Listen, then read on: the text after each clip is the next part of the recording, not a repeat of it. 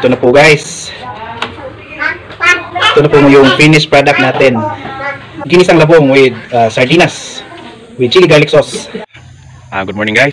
Ngayong umaga ay dahil wala tayong ulam ay tayo ay mangunguha ng labong po, yung ubod sa kawayan sa Bisaya.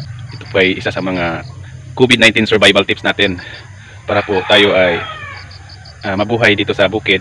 Kung walang tayong makakain ay meron tayong pang survival. Samahan niyo po ako para tayo ay kumuha ng mga labong, ubod ng kawayan o bamboo shoots sa Ingles. Okay, samahan niyo na ako guys.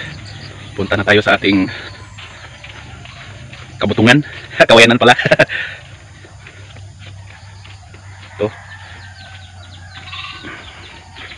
Ito po yung tanim nating talong.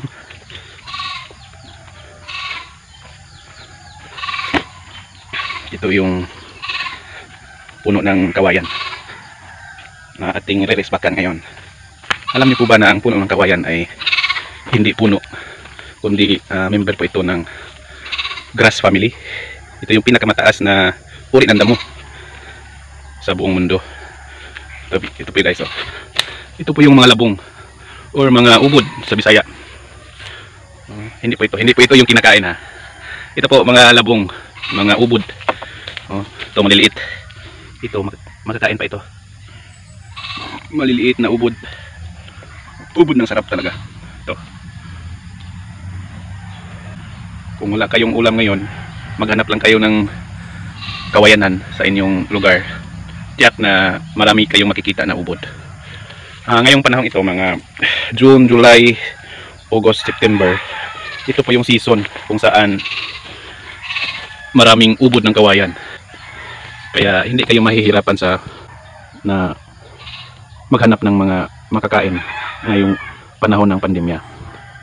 Isinishare ko po sa inyo itong proseso sa pagkuha ng labong. Hindi po tayo expert sa pagkuha ng labong dahil natutunan ko lang po ito doon sa mga nangunguha rin. Kaya we try to document it para po marami ang magka-interest at for tutorial na rin po from how to prepare hanggang sa pagluluto ng labong. Samahan niyo po ako, magtutour muna tayo.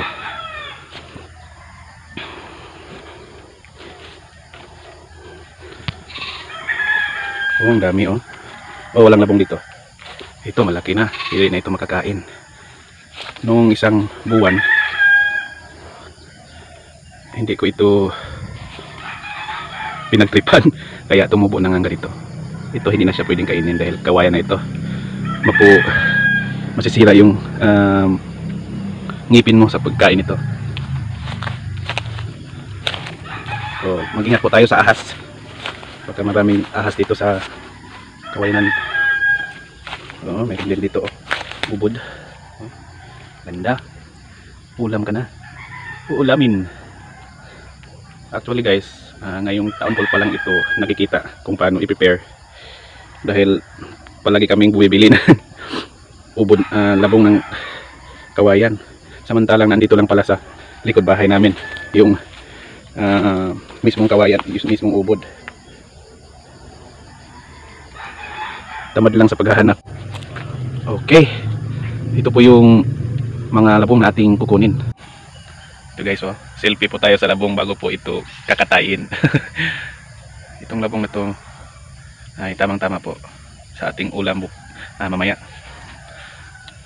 Hirap pag walang nagbibideo. Ako yung nagbibideo, ako yung magpiprepare. Ito mga ubod.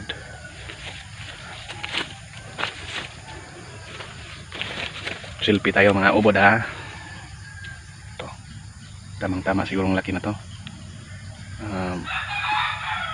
Kaya nito yung 3 serve ng pagkain.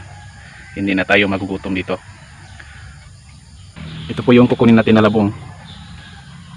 Dahil pag lumaki ito, nagdudulot siya ng shades sa ating mga tanim. Kaya hindi na natin siya patutubuin para hindi niya po mabablock yung sunlight. Kaya itong ibang labong na ito ay talagang uulamin natin. Itong nilinis ko na ito ay gagawin ko po itong raised bed para tamna ng kahit ano mga gulay. Okay, ready na ba ating video man? Say hi. Video man, Kuya EJ. Okay, EJ, ikaw na mag-video. Ating to.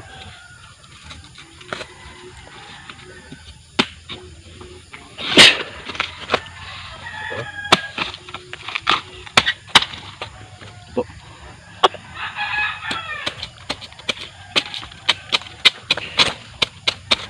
Mag-ingat po sa pag-prepare nito dahil marami po siyang mga dapaw sa Bisaya, ano yan sa Tagalog, yung mga parte na Makati. Ito po, focus nyo, focus. Oh, yan ang TJ. So, parang missile lang ng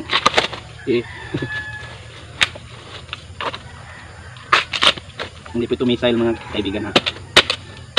Hindi po ito bala ng kamyon.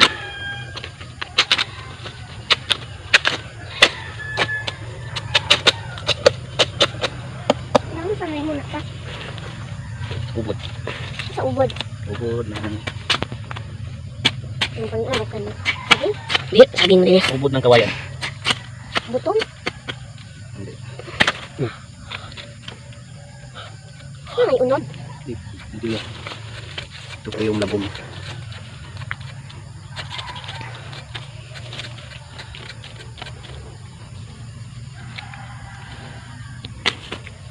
Yung part na po na ito ay medyo hindi na pwedeng kainin dahil matanda na siya. Dito. Pwede siyang kainin, no? Medyo mapait yung lasa. Pero pag lagyan natin ng asin tsaka pakuluan ng tubig ay mawawala na ito. Lilinisan muna natin to.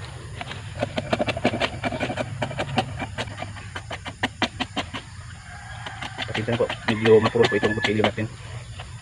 Pero okay na to. Dahil ipiprepare pa naman to doon.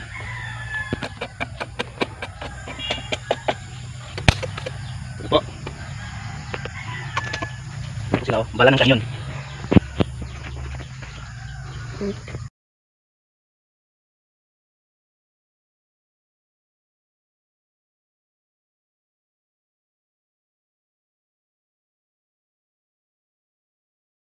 Ito po yung survival tips natin ngayong COVID. Unang-una ay i-chop muna natin itong mga to para pakuluan. Okay? Prepare natin. Ganito po yung proseso po. Ini-slice po itong ng manipis para po madaling matanggal yung pait niya at madaling pakuluan. Ingat-ingat lang po sa pag sa slice. Kasi po pag i-chop natin, mayroong malalaki. Hindi masyadong maganda kainin yung parang malaki. Mga isang oras siguro to matapos ma-slice. Para lang naglalaro. Para pong naglalaro tayo dito. Isang oras matapos, oh. Para po. Kailangan kasi manipis. Yung part po na matigas ay hindi na po natin isasali kasi hindi masarap kainin yun. Matigas, sakit sa ngipin. Pero pwede naman. Marami pa naman tayong labong doon. Pwede tayong kumuha ulit. Gugutumin tayo nito dahil hindi basta-basta pala yung pag-prepare ng labong na ito. Akala ko kainan diretso. hindi kasi lahat sinasali. Ito. Yung mga matitigas. Kunin natin yung ito matitigas na part. Pero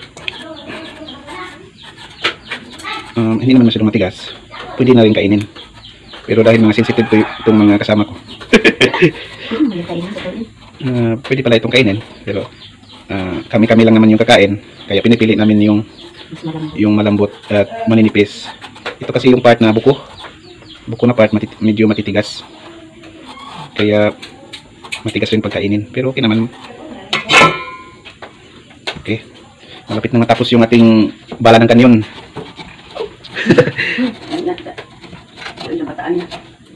Kailangan manipis. Pero pag commercial na mga tinda ng labong, siguro i-chop nila yon. Dahil aabot tayo ng isang araw to prepare nitong labong. Nipis ng labong. Yung binibenta kasi sa kalye, sa mga pamilihan na labong, medyo malalapad, hindi maninipis. Dahil mabilisan yun. Dapat marami silang mai-prepare para maibenta. Dito palang labong na to ay papakuluan po natin ng tubig pagkatapos para po lumambot, tsaka hindi masira kaagad. Tapos mawawala po yung mga mapait na lasa at yung malalansang amoy, dahil medyo may malansang amoy pa ito pag hindi pa nakakuluan. Katulad din yung mga ampalaya, mga gulay, medyo mapait po ito. Pero pag napakuluan na po ay masarap na, matamis-tamis pa.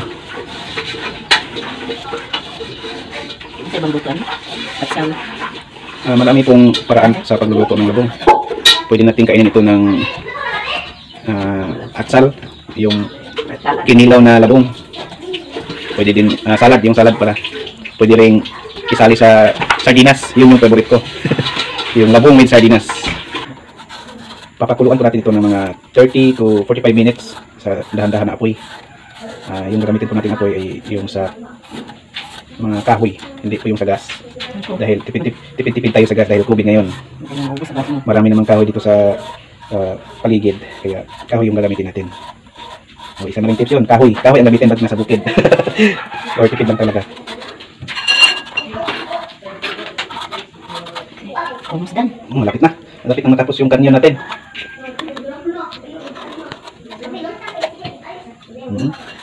Manipis at malulutong na mga labong. Sa Bisaya, ubod po ito. Ubod. Sa Tagalog, labong. Hirap po tayo magsalita ng Tagalog dahil pure Bisaya ito. Bolano. Kaya pilitit ko yung ating pagsalita ng Tagalog dahil hindi tayo sanay. Pero kakayanin. Bukas ay mag-i-English naman tayo.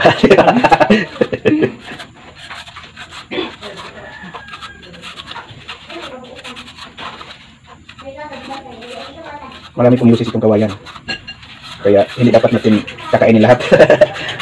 May ititira din tayo para magagamit natin sa ating mga gawain, tulad ng mga paggawa ng bahay, paggawa ng mga building. Talagang ginagamit itong kawayan dahil ito po ay matigas, matibay, at talagang economical, affordable lang po yung kawayan kaysa sa mga kahoy. Okay, tapos na. Okay na ba, Commander? Okay na po. Ito po ay papakuluan natin ng mga 30 to 45 minutes. Ganito kanipis. Dapat ganito kanipis, oh, para masarap. Hugasan po natin ng tubig.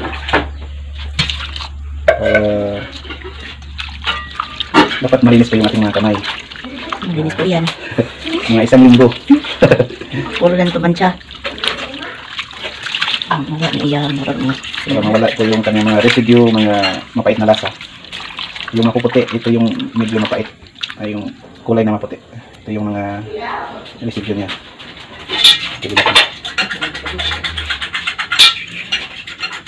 Siguro mamayang tanghalian. Ito po yung kakainin namin. Hindi pa ito pwedeng kainin ngayong agahan dahil magugutom tayo. Mayroon naman tortang talong. Tortang talong, vlog. Yung dirty kitchen natin. Bakit nga ba tinatawag itong dirty kitchen? Magiging uling. Hindi naman Magiging dirty yung hindi naman talaga dirty yung kitchen. Yun ba dahil sa uling? siguro sa uling. Ano yung makakita ang dirty. Ito na itakang dyan. Okay guys, isasalaman natin yung in-slice natin na ubod or labong. Ito po sila. Ilagyan po natin sila ng asin para mawala yung lansa. Mga 30 minutes o 40 minutes po natin silang pakukuluan.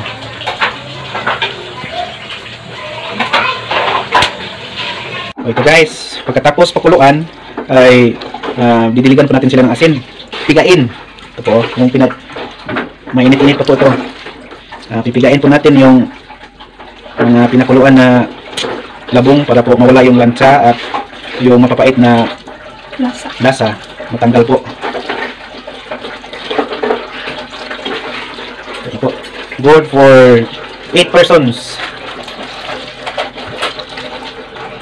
Gusto ko lang muna.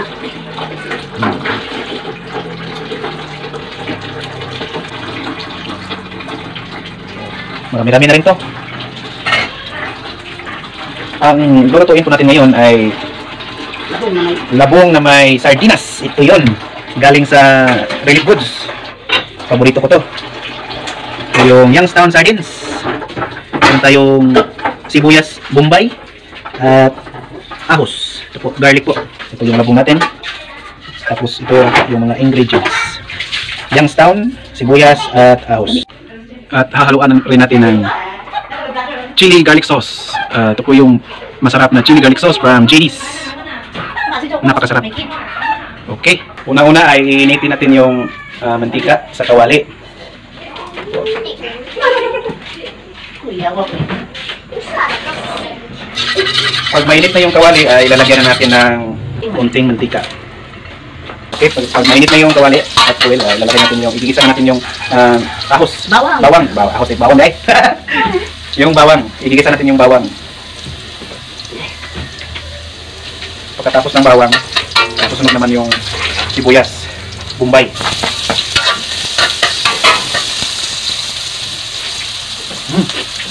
Ang bango. Pagkatapos ay ilagay na natin yung sardinas. Youngstown brand. Okay. Ang sarap na. Pwede nang kainin. Hindi, masarap na. Kaya, hindi lang. Kaya, Hindi sarap. Hindi sarap. Tapos lagyan na natin ng asin.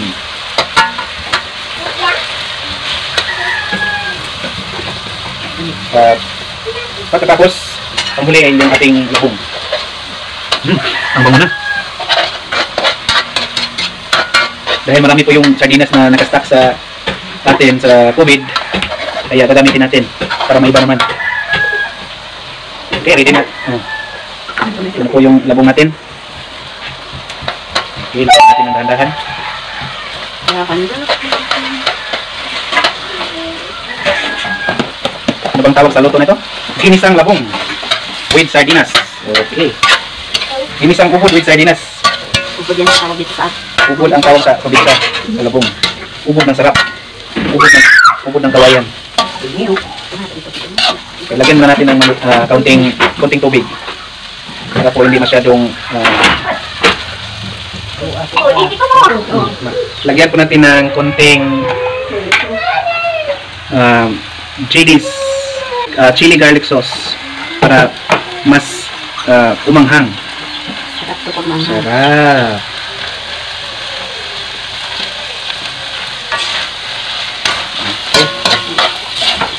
Pwede natin kainin ito. Ulam na. Ready na ang kanin. Ready na ang labong. Pwede na ang... Tagalog pala itong chip cook natin. Okay. Ganyan lang po ang pagluluto ng labong. Sarap. Ito na po guys. Ito na po yung finished product natin. Ginisang labong with sardinas with chili garlic sauce. Sa mga hindi pa nakapag-subscribe, mag-subscribe na po sa subscribe button upang ma-update po kayo sa mga bago kong videos na i-upload sa ating channel. Maraming salamat po.